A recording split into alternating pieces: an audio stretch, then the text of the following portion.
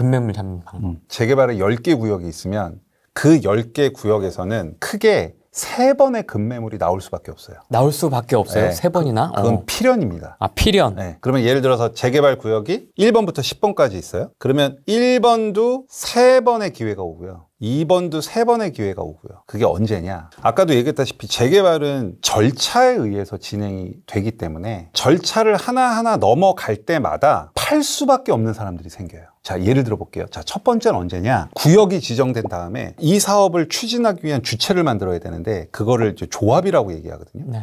그러면 조합이 설립이 돼요. 그러면 조합 설립 인가가 나기 직전에는 급매물이 나올 수밖에 없어요. 왜냐하면 그 구역 내에서 내가 예를 들어서 빌라 2채를 갖고 있다. 그럼 아파트를 2개 주지 않아요. 하나만 줘요. 그럼 내가 이거 모터를 2개 갖고 있어요. 차라리 이거 하나 팔아서 딴 구역에다 하나 사면 되지.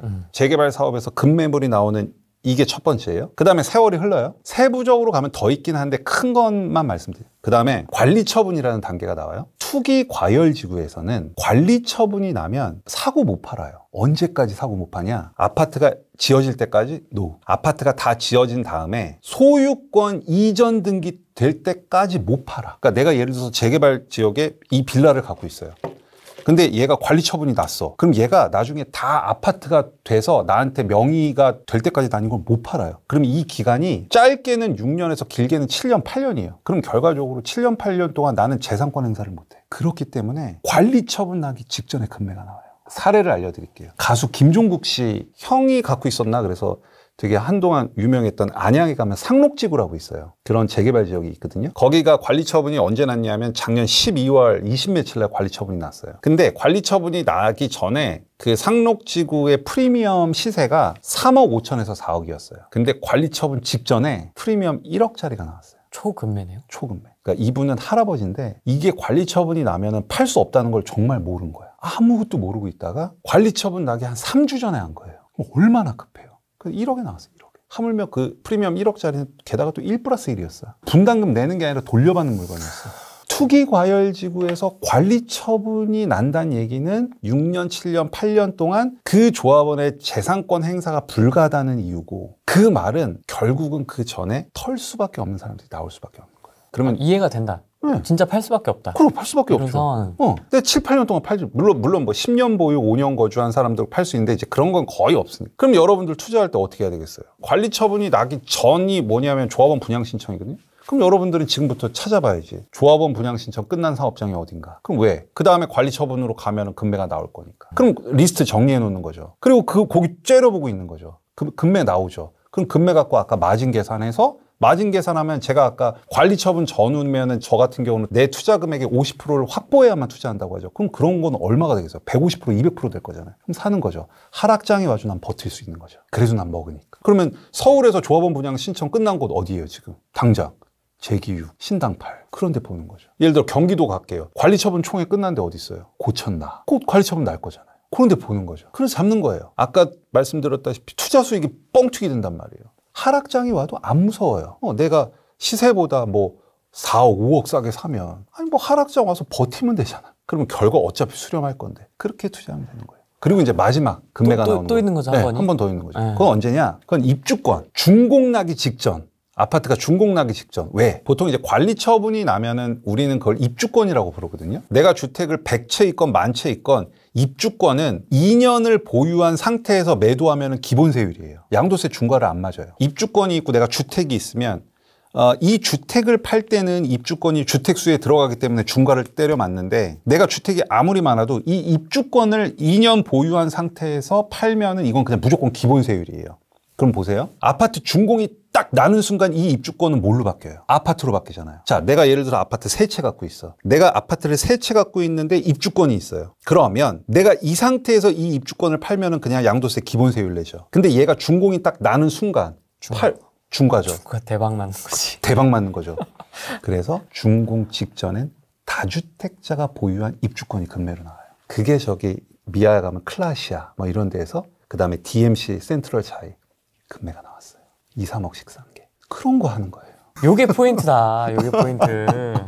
이제 수업 시간에 이런 걸 알려드리죠. 저 5억 있는데 어디 투자해야 돼요? 이렇게 물어보면 대부분의 사람들이 5억이요. 서울 5억으로 갈 수 있는 데는 뭐 상계뉴타운, 장위 정도밖에 없어요. 라고 보통 이렇게들 상담이 되잖아요. 보통. 저는 절대 안 그래요. 예를 들어서 A급지에 들어가기 위해서 10억이 필요하고 B급지에 들어가기 위해서 7억이 필요하고 C급지에 들어가기 위해서 5억이 필요하면 내가 5억 갖고 있으면 C로 가잖아요. 그러지 말라는 거죠. 전 B로 가라는 얘기예요. B. 아니 내가 5억 갖고 C 갈 거면 그러면 이놈 저놈 다 가서 그냥 사면 되는 거잖아요. 그러니까 저는 5억을 갖고 있으면 C를 가는 게 아니라 B로 가는 겁니다. B로 가서 어떻게 공략하냐. 아까 그런 전략들. 아까 그런 너무나 다양한 전략이 있어요. 그래서 5억 갖고 B로 가야지. 그리고 내가 예를 들어서 한 7억 갖고 있어. 그럼 왜 B로 가요? A로 가야지. 10억짜리로 가야지. 그러니까 단순히 난 돈이 이거밖에 없어. 난 이거밖에 못해라고 자기를 가두지 마시고 재개발은 틈새가 정말 많아요. 이게 각종 법, 규정 이런 걸로도 막 점철되어 있고 사업 단계도 있고 그런 것들이 짬뽕이 돼 있고 특히 재개발 같은 경우는 정보의 비대칭성이 너무너무 심해요. 그렇죠. 네, 이게 표준화가 되어 있지 않잖아요. 네. 그래서 내가 얼마나 발품을 파느냐에 따라서 C급지 자금 갖고 B급지도 얼마든지 갈 수 있어요. 그러니까 예를 들면 이거예요. 제가 지방의 뭐 재개발에 투자를 했는데 제가 작년 9월에 투자한 거거든요. 그때 프리미엄 그 지역의 프리미엄 시세가 한 1억 3천에서 4천이었어요. 시세가. 근데 저는 9천만 원에 샀어요. 4천 싸게. 너무 이상하잖아요. 네. 그러면 근데 제가 거기 가갖고 제가 잘 사는 흥부 이런 얘기 한마디도 안 했단 말이에요. 자, 어떻게 샀느냐. 예를 들어서 후랭이님이랑 저랑 부부예요. 남편이고 내가 부인이야. 네. 근데 후랭이님도 빌라를 하나 갖고 있고 그러니까 같은 구역에 빌라 갖고 있고 나도 빌라 갖고 있으면 아파트를 한 채밖에 못 받아요. 그랬는데 한 채밖에 못 받으니까 결국은 팔긴 팔아야 되는데 이제 그 상황이었는데 이 부부가 헤어지게 됐어. 이 부부가 이제 이혼을 하게 된 거죠. 네. 그래서 이제 재산을 정리해야 되는 입장이잖아요. 그러면 그 상황에서 이 매도인이 이 물건을 중개사에 뿌릴 수 있겠어요? 못 뿌린단 말이에요. 정말 내가 친한 사람 한 군데만 내놓는단 말이에요. 자랑도 아니고. 사랑도 아니고. 네.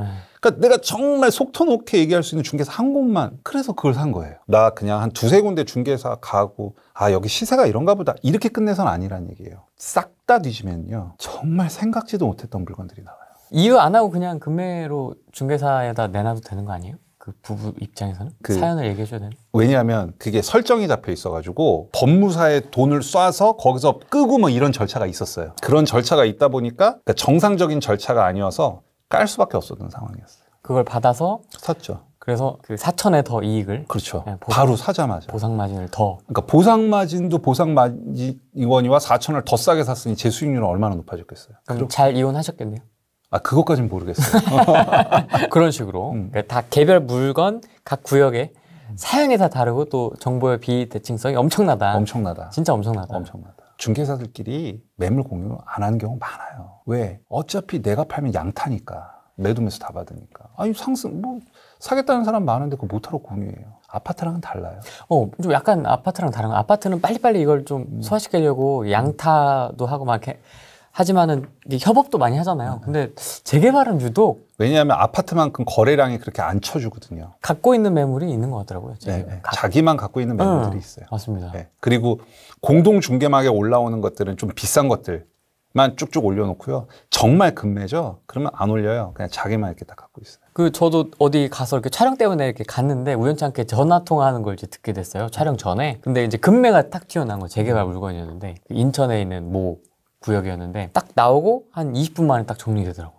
바로 가계약금 바로 투자자한테 바로 연결하더라고요. 네, 되게 신기하더라고요. 바로 그냥 나오자마자. 자기 대기 손님들도 있어요. 네.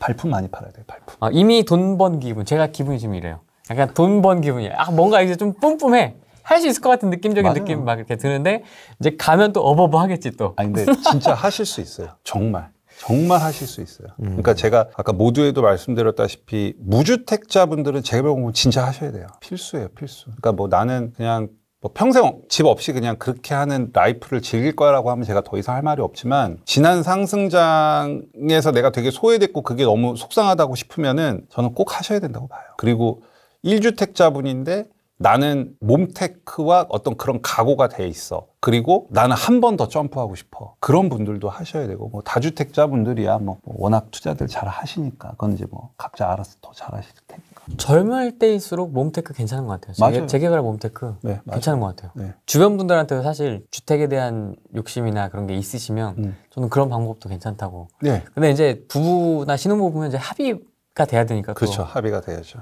어떻게 이런 데서 이제 이러면 이제 또 안 되는 거고. 그렇죠. 저는 사실 애가 6, 7살 때까지는 괜찮은 것 같아요. 네, 저는 괜찮은 것 같아요. 저도 그렇게 생각합니다. 네. 초등학교는 이제 아무래도 부모에 대한 그런 게 있을 거예요. 초등학교까지는 제가 얘기 못 하겠는데 학년기 들어가기 전까지는 그 정도 각오하고 해야죠. 세상에 공짜가 어디 있겠어요.